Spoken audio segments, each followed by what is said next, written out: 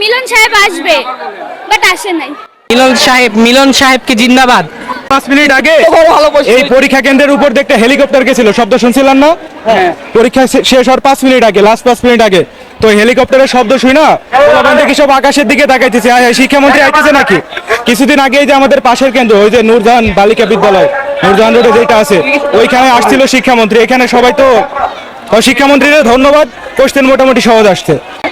ধন্যবাদ দিতে চাই, যদি এরকম কোশ্চেন হয় তাহলে অবশ্যই ধন্যবাদ দিতে চাই। বেশি জোশ হইছে, পরীক্ষা পুরো ফাটাই দিছি আমরা। জানি না, বাট ভয় পাচ্ছিলাম, কিন্তু কোশ্চেন এত ইজি হবে এটা কখনোই আশা করি নাই। শিক্ষামন্ত্রী কালকে আমি ওর রাতে অনেক এক্সাইটেড ছিলাম পরীক্ষার জন্য, ঠিক আছে। দেন আজকে যখন হলো আসছে ওরকম কিছু মনে হয় নাই আসলে পরীক্ষাটা কোশ্চেন হবে এটা আমরা ভাবিনি, কিন্তু আমাদের ভাবার চেয়ে বেশি চলে।